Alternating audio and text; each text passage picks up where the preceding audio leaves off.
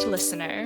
Welcome to a bonus episode of the Tomes and Tropes podcast, where books and friendships and TV show adaptations collide.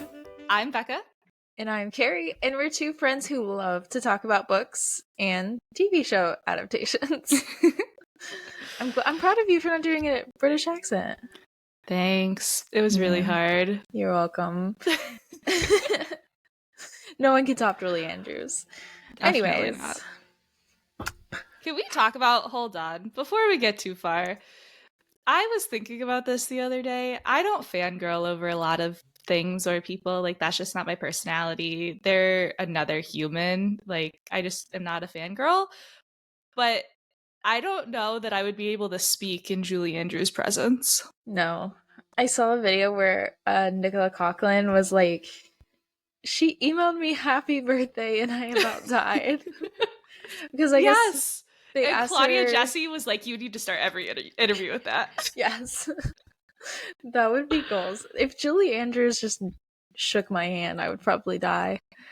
Just breathing the same air as her. Oh my gosh, like I just want to go to Austria just to know like Julie Andrews was here. Dame Julie Andrews. Ugh, what a gem. So in this bonus episode, we are talking about the much anticipated Bridgerton Season 3 Part 1 release. So excited. So we're going to chat about it anyways as friends. So we figured we'd bring the conversation to our listeners too, because we know you all are probably Bridgerton fans of some sort. So yes, exactly. Now, before we get too far, I think we do need to establish a couple things first. So Keri and I have both read Romancing Mr. Bridgerton, which is the Colin and Penelope story already. The book, right? It's the book. So it's that written by Julia Quinn, I think is her last name. Mm-hmm. However, I read it probably 3-4 years ago, at least at this point. It's been a hot second. Keri, when did you read it? Do you remember? Yeah, like late last year or early this year. So not too long ago. The last 6 months. Okay, so for me, most of my comments are going to be about the show because I remember very little about the book because I don't remember. That's okay. Oh, man. But I think we're both in agreement that the show is almost an entity to itself, right? Mm-hmm. So we can compare the book and the movie and the show, but I went into this season almost not really wanting to compare the two because I knew, especially based on season 2, there were so many differences, and there's so many additional characters that we get in the show that we just don't get in the book. So that's kind of where my thoughts are mostly coming from. Keri, I don't know if you wanted to add anything here. No, I would agree with that. I think after season 2, I was like, okay, we gotta... I watched season 2 first and then read the book and I was like, oh, these are completely different stories, basically. They had like mixes of the same like pieces of the story, but like completely different stories. No love triangle. Anyways. Yeah. For those of to give a little bit of a caveat, the second Bridgerton book, which is Anthony's book, it's The Viscount Who Loved Me, right? That is one of my favorite romance books, I think I've like ever. And they did not do it justice in the show. They did not do the story justice. Now, I would like to say I went back and watched season 1 and season 2 in preparation for season 3 because I totally forgot. I just totally forgot exactly what happened. And I liked season 1 and season 2 better on this time around. I think mostly because I wasn't comparing it to the book. So I did like it a lot better this time around. I feel like they did Edwina dirty, to be totally honest, but like whatever. We're talking about season 3. We're talking about season 3. We could have a whole episode about season 2. We could probably have a whole string of episodes about season 2. Oh, I know. I loved season 2 though.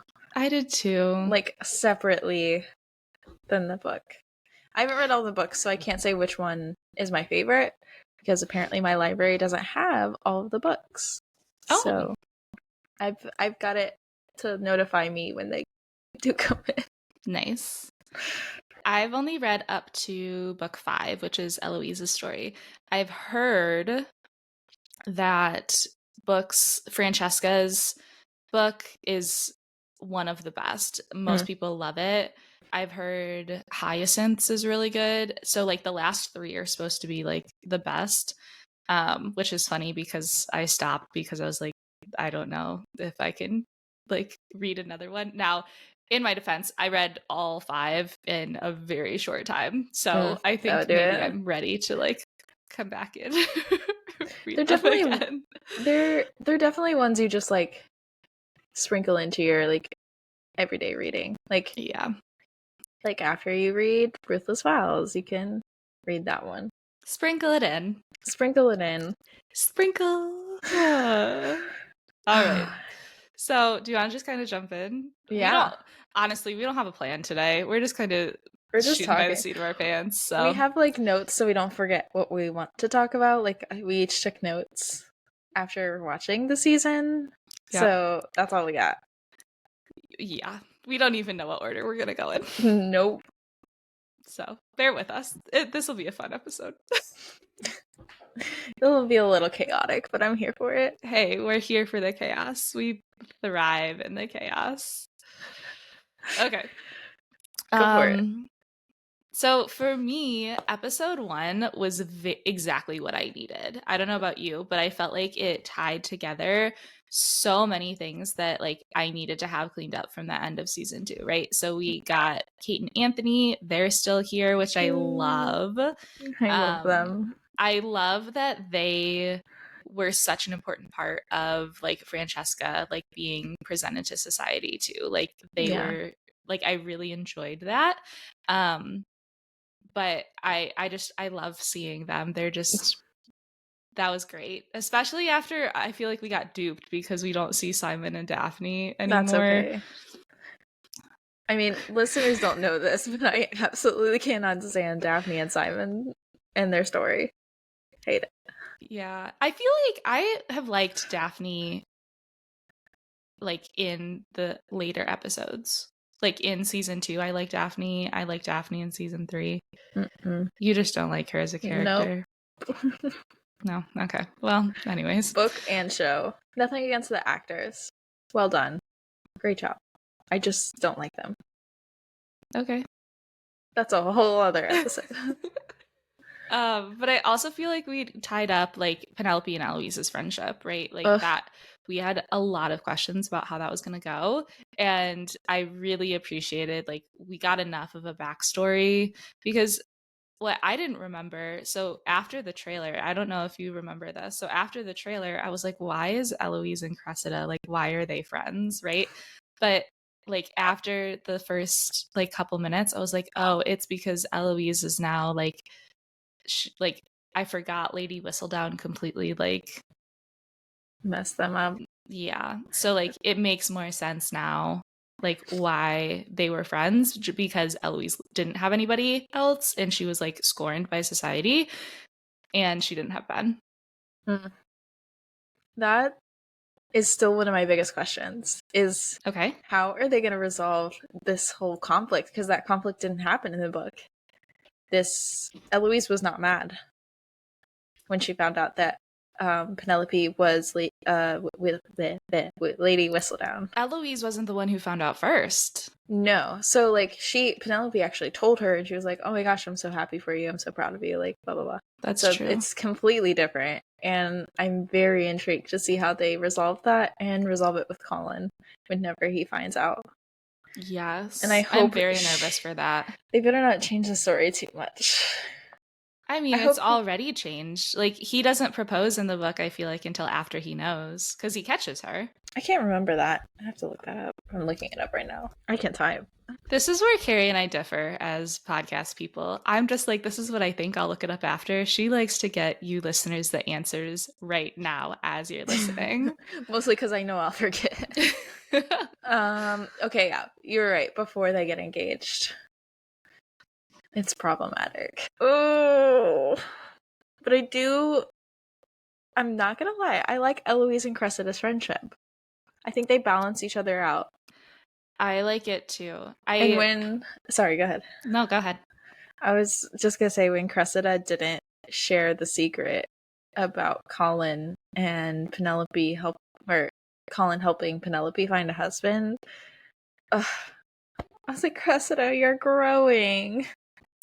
I have so many like thoughts about Cressida this season. Like nobody liked Cressida at all. No. Like nobody did. And then like I feel like now I like her. Yeah, me too. Which is like a huge I would say like a huge kudos to the director and like the showrunner and the actress who I cannot remember her name. It's not Hannah. Anyways, whoever plays Cressida, like a huge kudos to her because like I feel so much for her now, and I feel like we got a lot of like her backstory, which was really nice. I have a couple thoughts though. Oh. So, well, I guess I have one thought and one little thing that I wanted to point out that I don't know if you saw yet.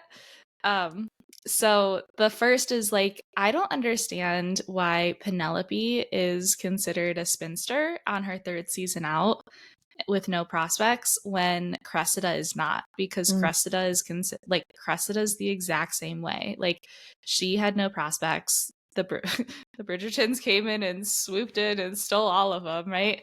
Which like why is Penelope so rejected by society because of that, but Cressida isn't? Like she's still very much in society. I think it's probably because of their families. The Featheringtons are kind of looked down on a little bit, where I feel like Cressida's family has more like perceived power in a way. Yeah, they do have more money. Supposedly. Well, in season 1, they say, like, my Cressida has the dowry, but your Daphne has the face. When they're talking about the prince. But in the show, she needs money, we learn.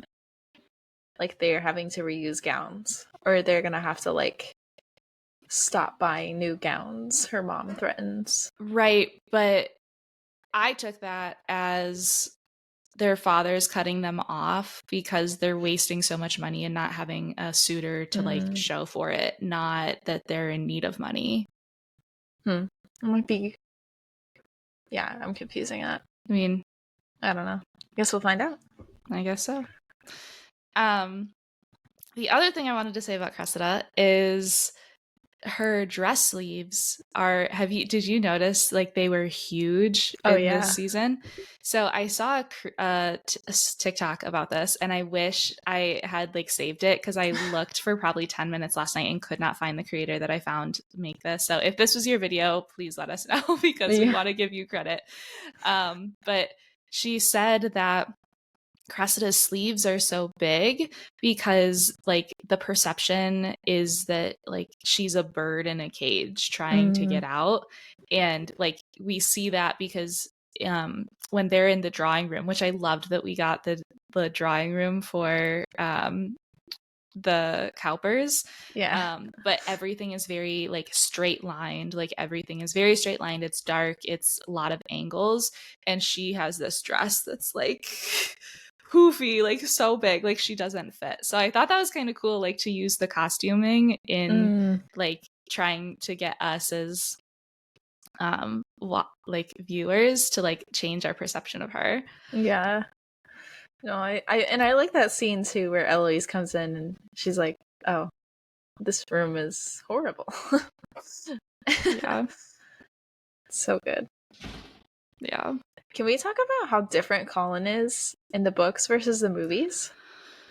How annoying and awkward it is to see him like this. I don't know, and maybe this is like prudish of me, it probably is, but like I was like very uncomfortable watching Colin for a good majority of the season. Yeah. No, and it wasn't anything like he was in the book. Like, he came back from his travels. I'm sure they're insinuating more than actually happened, but like, he did come back different, but he came back because he went on adventures and because he had an educational journey, not the journey that they told us it was in the show. And it Yeah. was more educational, and like, he in his journals specifically is what I wanted to talk about, the journal scene. So when Penelope reads the journal, it's all about women in the show. But in Ugh. the book, it was gross. It was grody. So uncomfortable. And in the book, it's him explaining like the scenery and the things, the people, and like, she just becomes so overtaken by his writing and so inspired, and it's like, wow, he's like amazing. Whereas like, they really downgraded and made him kind of like slimy and gross in the show, and I didn't love Yeah. that because his character development just went whoop. So I Right. didn't love that at all. Especially because like we loved him so much in the earlier seasons. Yes. And I think they wanted to make him seem less innocent, but I think they could have made their journal better, because that's a significant part in their relationship growth in the book, which is what I love so much about that book, is that they were able to bond over their writing. And that's why he wasn't so mad about Lady Whistledown, is because she was pursuing her passions and her writing, and he respected that because he is also a writer. And I think they took that away, and if they try to do that at the end, it's not going to be as impactful as it was in the book. So didn't Yeah. love that part. That was like one of my biggest pet peeves about the show versus book, is that his whole personality has changed, and they took away how amazing Colin is as a person in the book. Yeah, and like his goals and how he's so different than Anthony and Benedict, where they just made him like Benedict 2.0. And Yeah. I didn't like it. It's not who Colin is. Yeah. I think there was even the line of the men. Ooh, this is so I wonder if a man has a different perspective on this. Because we get a lot of like men conversations in this book, or in the TV show, in this season, man. Where we didn't before, right? We got a lot of Daphne's conversations before. Even with Anthony and Kate, we got much more of Kate and Edwina's conversations than we ever did of Anthony. And we got a lot more like Colin talking to his peers before, like in this season. And one of the comments one of the men made was like, "You're much more interesting this season, Bridgerton." And it's like, I remember like hearing that and being like, No. no, he's not. Like, no. No, not even a little. Nope. Nope, he's gross. I didn't like him. Same. You know who I did like though in this season? The Featheringtons. Oh my gosh. They were the best part of season 3 by far. The best. You know, I think this is where you and I differ too. In season 1 and season 2, I did not like them. I like anytime they were on like the screen, I was like, fast forward. Like after I watched it the first time, I was like, let's get through this. I watched, so maybe this is just like my difference in like knowledge or like perspective on it. When I was prepping for season 3, I was laughing so hard at them in season 1 and season 2 when I was like prepping to when I was like prep watching. And then season 3 came and like they just totally stole the show. Like I want more of them on the screen, and I never thought I would say that, but they're just hilarious. They were amazing. I've loved them through both seasons. I think their stories are my favorite because they bring that comedic relief that we need. And like such a different family dynamic than the Bridgertons, and it's refreshing, even though they're annoying half the time, but it's funny annoying. But I like loved Lady Featherington at the end of season 2. That's when I was a huge Lady Featherington fan. So when she was like standing up for her girls and like doing what she could to protect them, just loved her. Full on woman power. I just love her. And season 3 is unmatched. And if we had to give an award to anyone, it would be to Lady Featherington. Because she's awesome.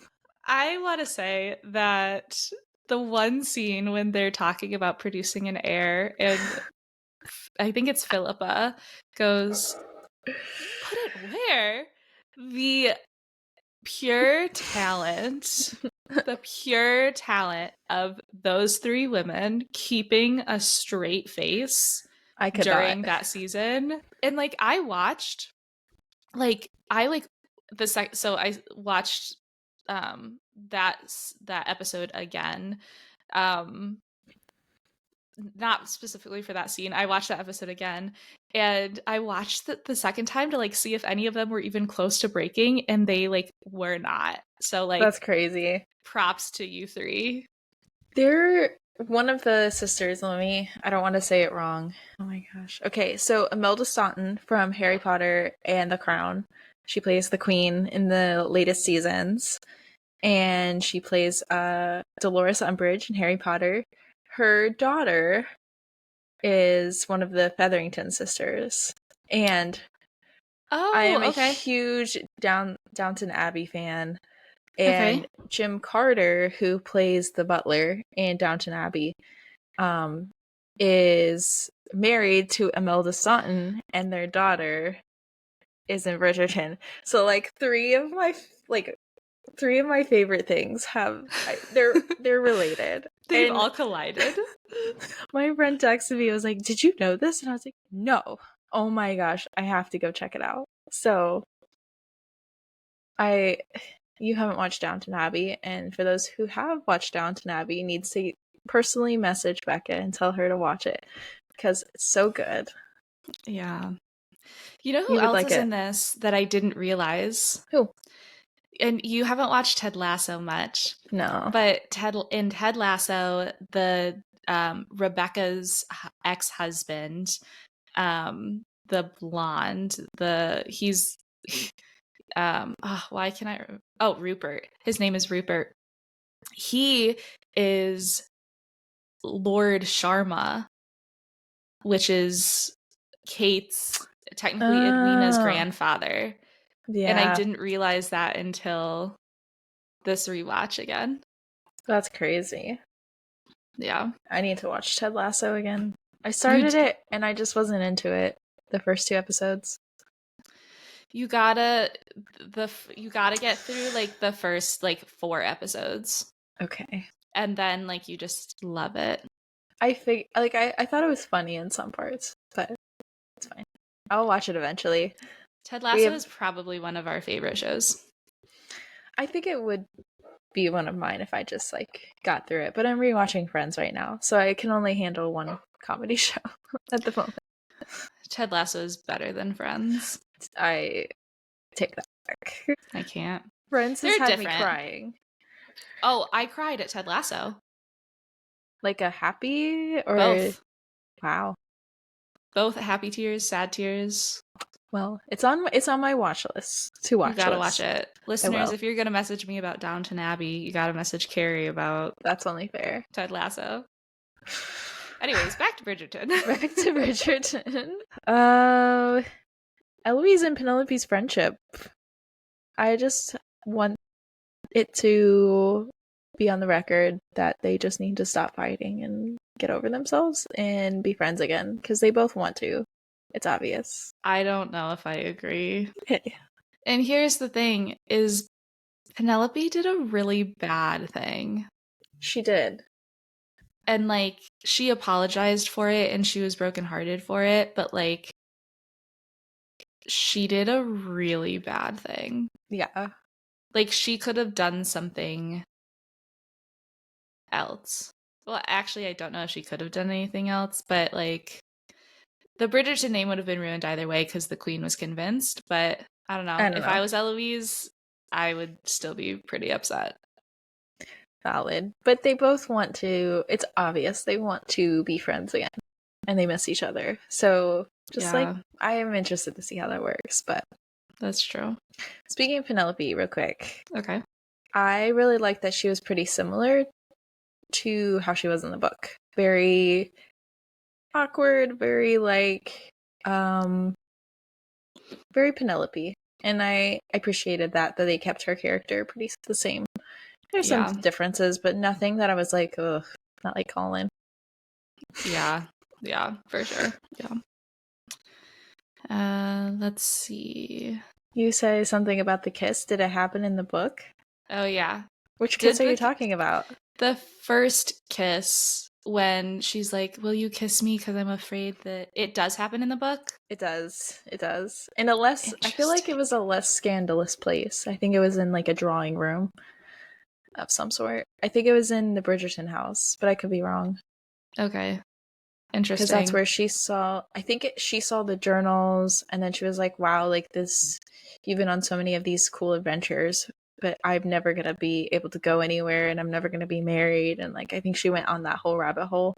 It's like, okay. I've never been kissed, and I'm never going to be kissed. Can you tell me what that feels like? Or can you like, yeah. Interesting. I liked it. Okay. I was not a fan of how it happened in the show. With how so? Like, what did you not like about it?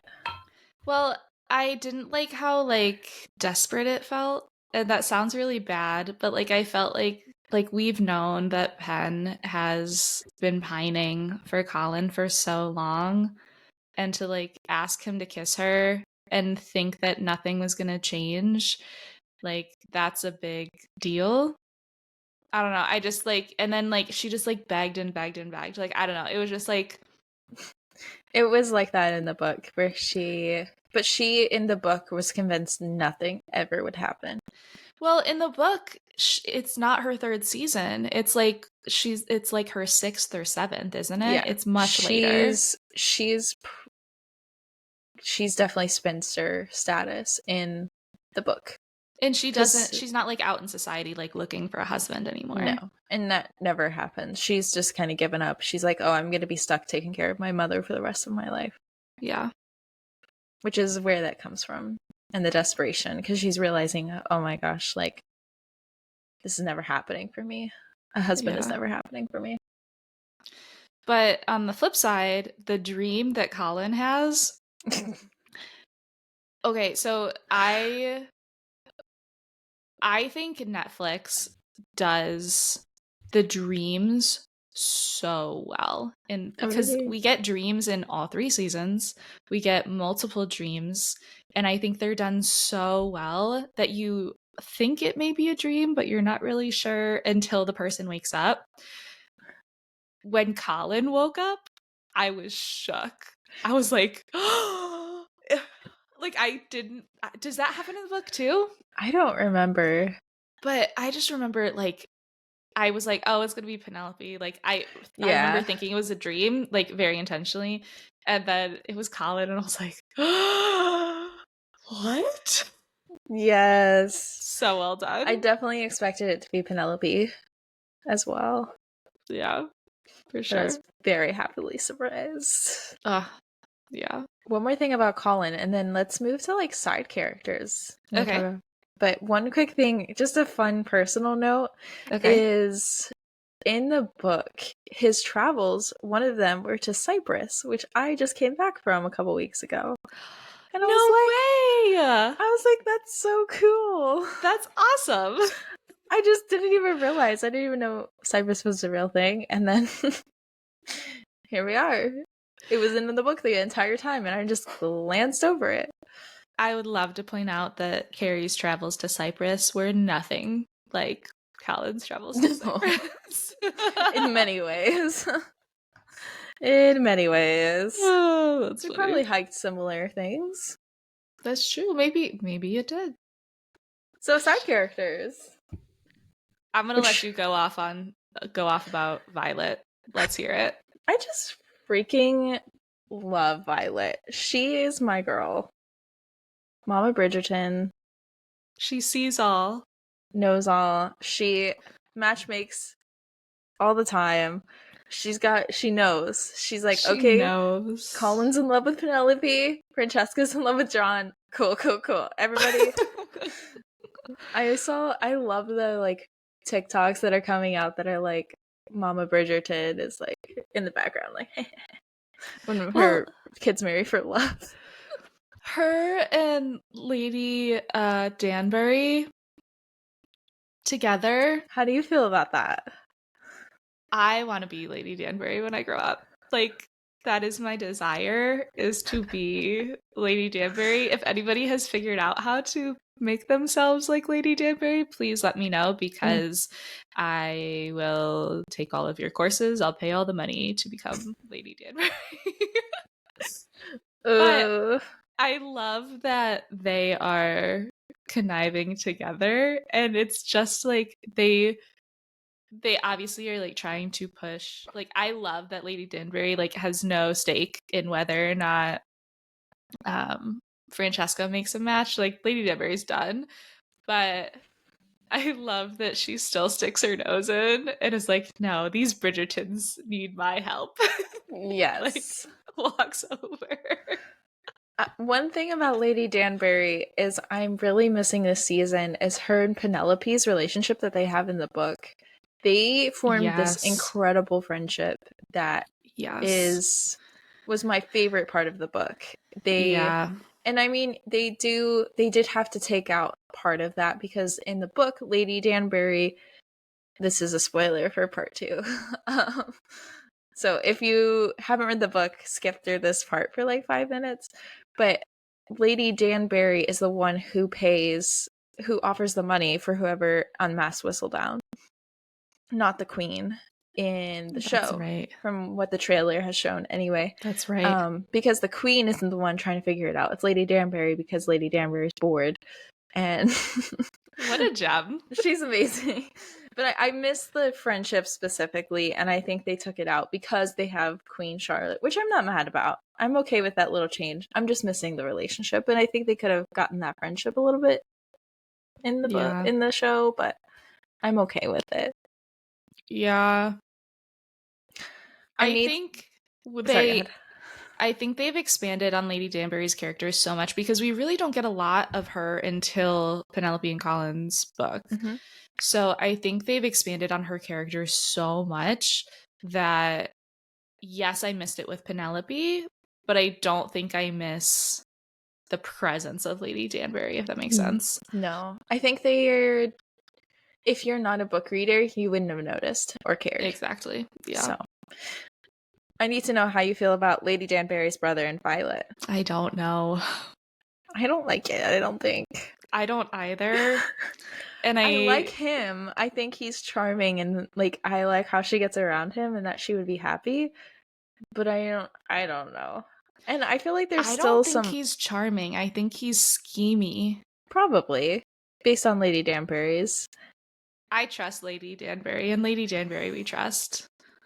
But also, was the at the end of Queen Charlotte, so if you haven't watched Queen Charlotte, skip a little bit.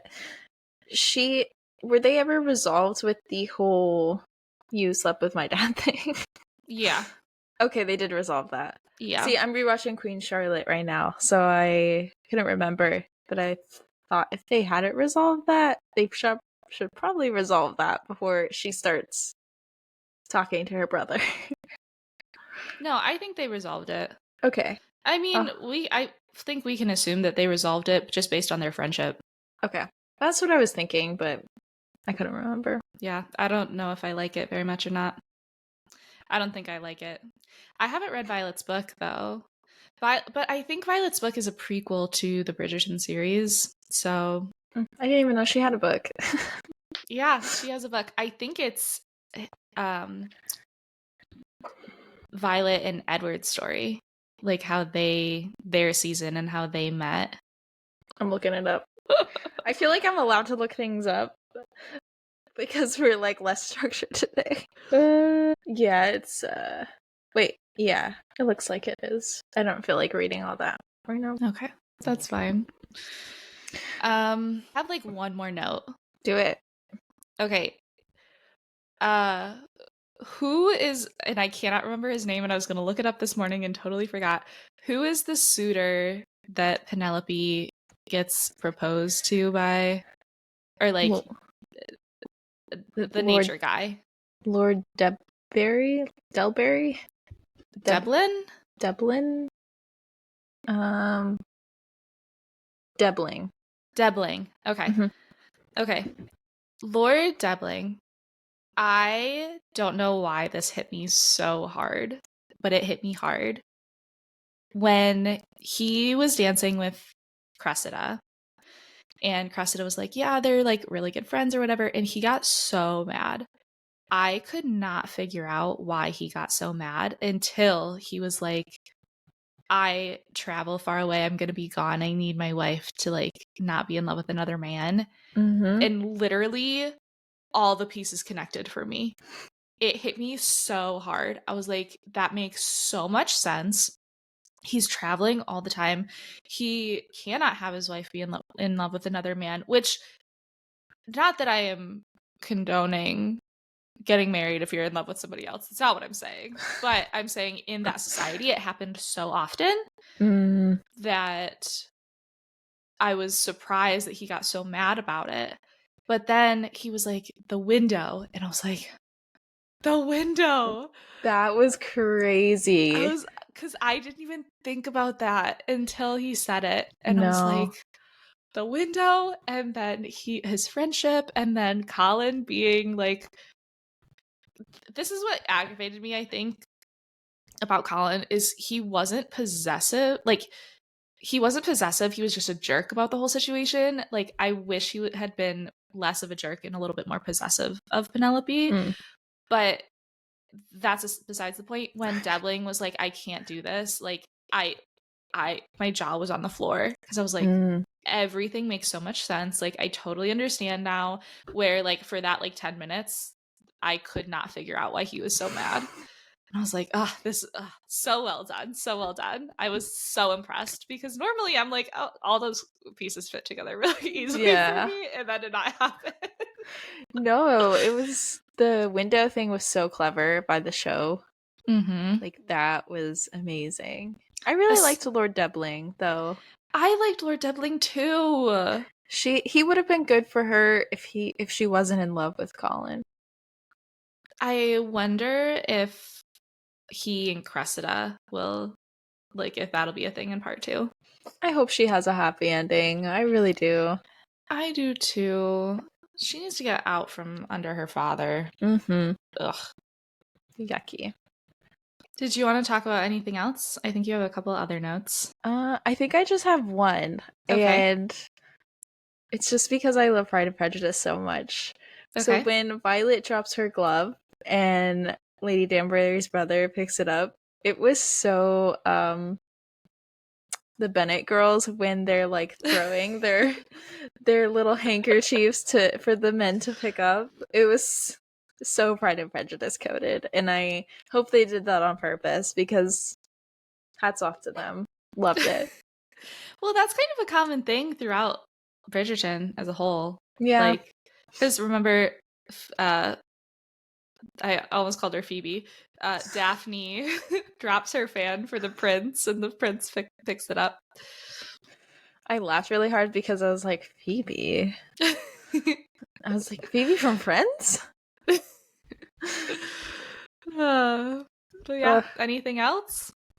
I don't think so. That covers pretty much everything. I'm just really excited for part 2. I am mad that we have to wait for part 2.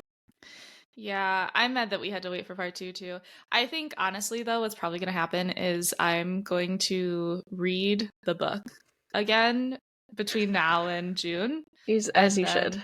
I'm gonna like be like, oh, this didn't happen. Oh, this didn't happen. And then I'm gonna be like, I'm not gonna like part 2 as much as I liked part 1 because I'm gonna be comparing it to the book. Maybe you should just wait.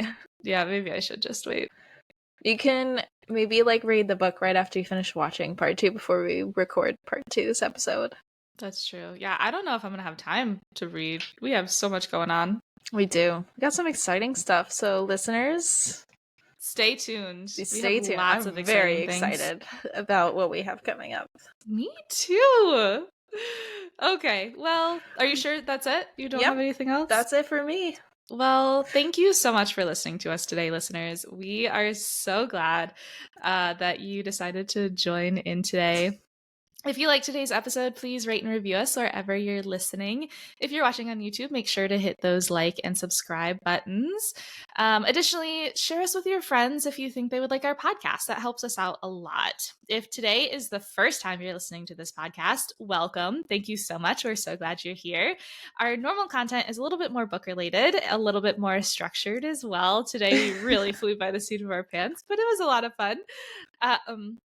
And we've done reviews of 4 books so far. So we did Ballad of Songbirds and Snakes by Suzanne Collins. We did The Invisible Life of Addie LaRue by V. Schwab.